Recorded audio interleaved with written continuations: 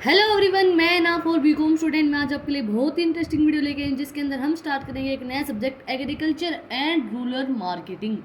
इसकी unit first है। अगर आप चैनल पे नए हैं तो पहले चैनल को जाके सब्सक्राइब करें और बेल आइकन प्रेस करें फॉर न्यू अपडेट। हम स्टार्ट करेंगे एक नया subject agriculture and rural marketing. इसके जो पहले के सब्जेक्ट थे वो थे हमारे डिजिटल मार्केटिंग और ब्रांड मैनेजमेंट, जिनका मैंने आपको full syllabus, revision, question paper सब कुछ मैं आपको करवा चुकी हूँ। अगर आपको उनके भी नोट्स चाहिए तो आप जाके चेक कर सकते हैं।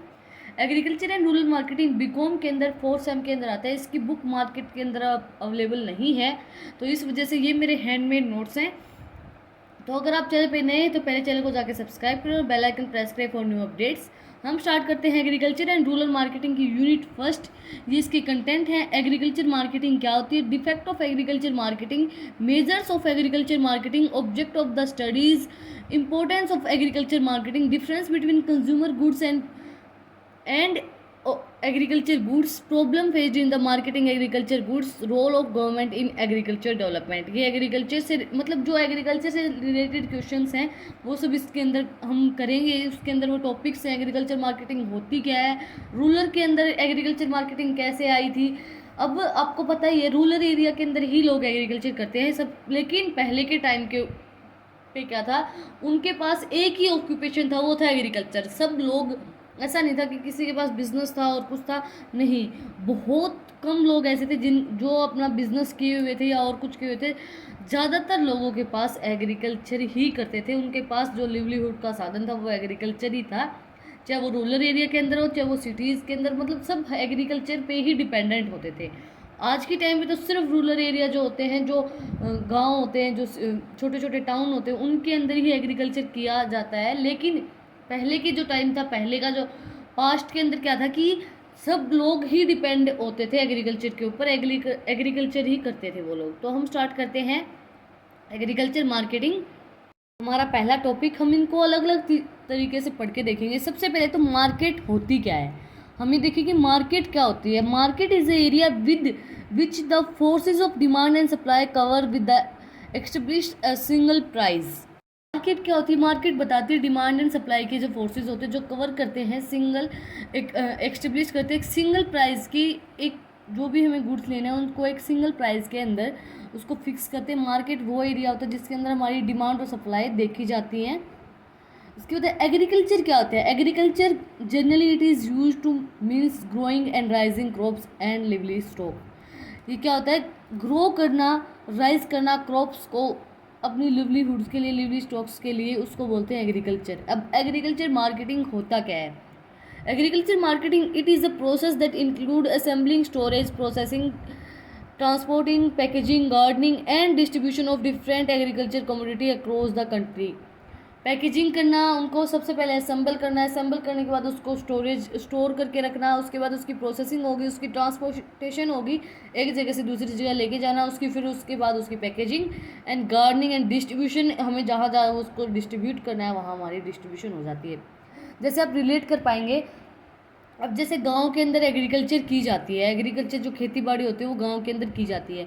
अब गांव वाले लोग क्या करते हैं, उनको जितना अनाज ज़रूरत होती है उतना वो अपने पास रख लेते हैं, और जो अनाज मंडी होती है या जो भी जहाँ वो जाता है वहाँ उसको, जो उसके वेयर हाउस होते हैं वहाँ उसको लेके जाते हैं, उसको अपने सेल कर देते हैं। सेल करने के बाद वो अब जिनको ज़रूरत होती है, जैसे जिस सिटी में जो लोग होते हैं जो अपना एग्रीकल्चर नहीं करते हैं तो उनको ज़रूरत होती है तो वहाँ से वो खरीद लाते हैं। तो उसी तरीके से एग्रीकल्चर मार्केटिंग क्या होती है, असेंबलिंग, स्टोरेजिंग, प्रोसेस, ट्रांसपोर्ट करना, पैकेजिंग, गार्डनिंग एंड डिस्ट्रीब्यूशन। मतलब फार्मर को क्या करना पड़ता है, सबसे पहले वो असेंबल करेगा हर एक चीज़ को, उसके बाद स्टोर करके रखते हैं वो अपने अनाज को, उसके बाद उसको ट्रांसपोर्टेशन एक व्हीकल में भर के जहाँ उनको ले जाना होता है वहाँ उसको लेके जाएंगे। उसके बाद उसकी पैकेजिंग होगी, पैकेजिंग होने के बाद जिसको उसको डिस्ट्रीब्यूट करना, जिसको खरीदना चाहते हैं वो खरीद सकते हैं। इसके बाद agriculture marketing is the study of all the activity against in the policy of involve in the prescription of farms input the farmer and the movement of agriculture products from the farmers to the consumers. It includes service involved in the moving of agriculture product from to utility consumer। मतलब एक agriculture product का जिन consumers को ज़रूरत है वहाँ तक पहुँचाना, उसको बोलते हैं एग्रीकल्चर मार्केटिंग। जिनको नीड है वहाँ तक उस चीज़ को पहुँचाना। इसके बाद डिफेक्ट ऑफ एग्रीकल्चर मार्केटिंग, क्या क्या डिफेक्ट्स आए थे एग्रीकल्चर ऑफ मार्केटिंग के अंदर। सबसे पहले लैक ऑफ स्टोरेज फैसिलिटी। अब तो एक स्पेशल बना देते हैं कि हाँ यहाँ स्टोरेज फैसिलिटी हम कर सकते हैं। पहले क्या होता था, आप लोगों ने अगर कहीं देखे हो तो कच्चे मकान होते थे, जैसे मिट्टी से बनाए हुए, और मतलब लकड़ियों से बना देते थे, तो वो कच्चे मकान होते थे। तो उसके अंदर आप स्टोरेज कहाँ करोगे? अगर आपने अनाज वगैरह कुछ भी, राइस, गेहूँ, आप वीट आपने डाल दिए हैं, तो उसको मान लीजिए बारिश आ गई तो वो ख़राब हो जाएगा, गीला होते ही तो ख़राब हो जाएगा।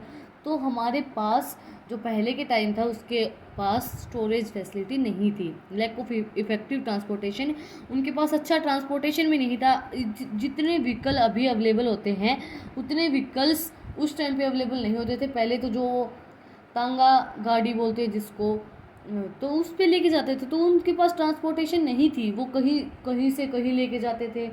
जैसे पहले के ज़माने में क्या होती थी, पहले सिर्फ और सिर्फ वो उगाई जाती थी, नील की खेती होती थी और किसी की खेती होती ही नहीं थी। धीरे धीरे लोगों ने सबसे पहले शायद आलू उगाना स्टार्ट किया था, आलू उगाया गया था, उसके बाद सारे मतलब जो वेजिटेबल्स होती है उसके बाद और सब चीज़ें उगाई जाती हैं।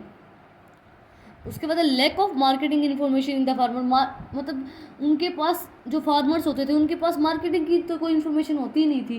पहले क्या था, जैसे जो अंग्रेज होते थे पहले के ज़माने में, वो क्या करते थे, उनको जितना मन करता था उनको उतने पैसे दे देते थे और अपने चले जाते थे। लेकिन गवर्नमेंट ने बहुत सी चीज़ें सुधारी हैं, बहुत से फार्मर्स भी अब अच्छे खासे कमाने लग गए हैं।